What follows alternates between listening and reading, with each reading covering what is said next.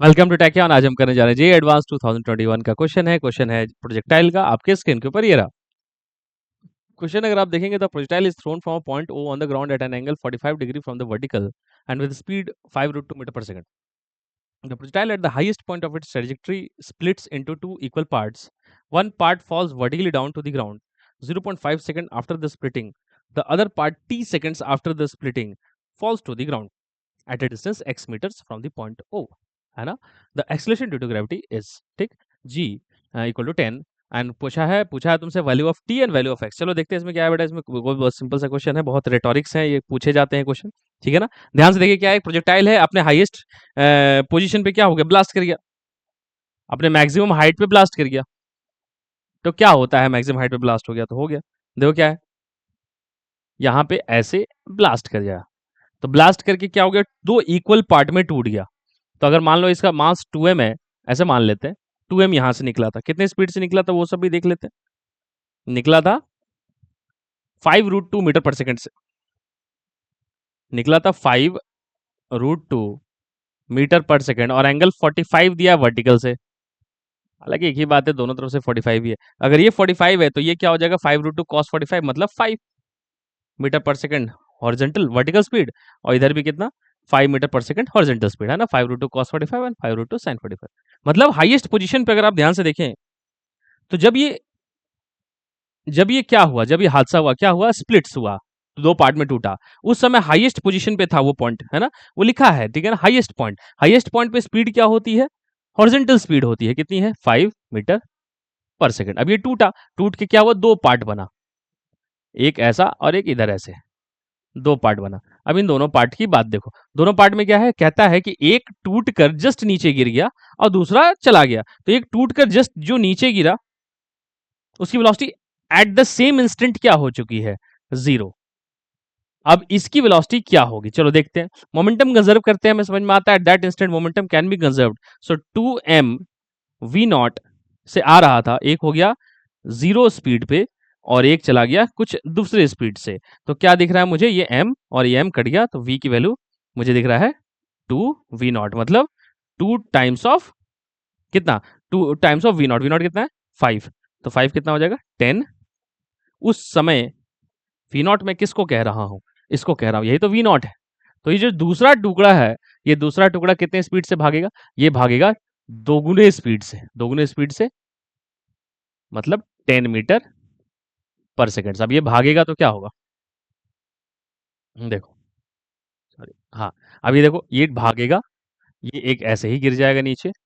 अब ये भागेगा, अब इसकी एक नेचुरल पोजीशन भी होती, अगर ये नहीं ब्लास्ट करता तो इधर ही गिर जाता सपोज, और वो टूटने के बाद इधर गया, थोड़ा ज्यादा स्पीड था, और एक यहाँ गिर गया, ठीक है ना। और ये है सेंटर ऑफ मास, यहाँ आता, तो ये आया सेकंड वाला, मान लो ये इसको बोल देता हूँ मैं फर्स्ट, इसको बोलता हूँ सेकंड, तो सेकंड वाला यहाँ गिरा और फर्स्ट वाला यहाँ गिरा, ऐसे। अब ध्यान से देखो तो क्या पूछा है, कितने टाइम पे, बोलता है कि ये जो सेकंड वाला जो जस्ट टूट कर नीचे गिर गया, ये अगर बोलता है कितने टाइम के बाद गिरता है, 0.5 सेकंड के बाद गिरता है, तो बताओ ये कितने देर बाद गिरेगा। मैं कहता हूं कि दोनों का कोई डिफरेंस नहीं है, देखो, एक जस्ट ड्रॉप हो रही है u0 और एक के पास हॉरिजेंटल स्पीड है कितनी, 10 मीटर पर सेकंड, बट दोनों को सेम हाइट नीचे आना है h, तो इन दोनों में टाइम तो सेम ही लगेगा।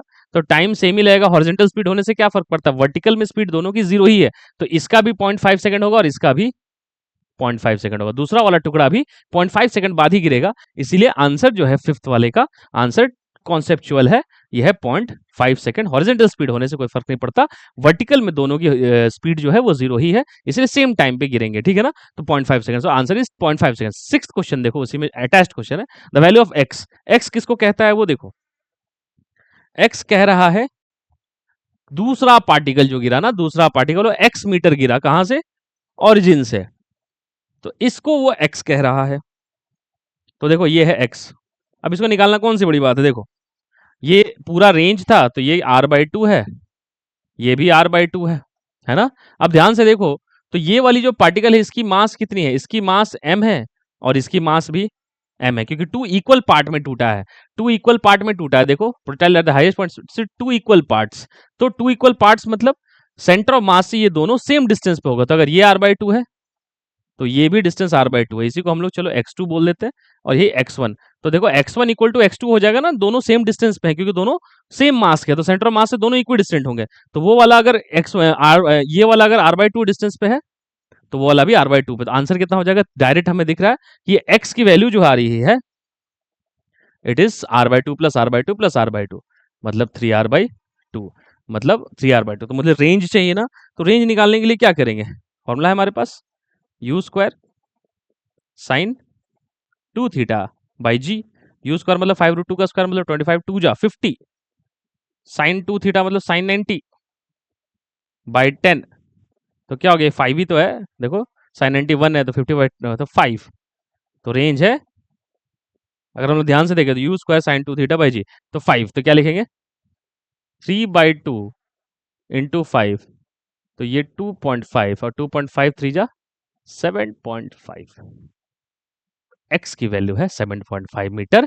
This is the place from origin where the second mass falls, है ना 7.5, तो x की वैल्यू हो जाएगी 7.5 मीटर। आई होप ये बात आपको समझ में आ गई। मिलते हैं नेक्स्ट क्वेश्चन में, till then take care and bye.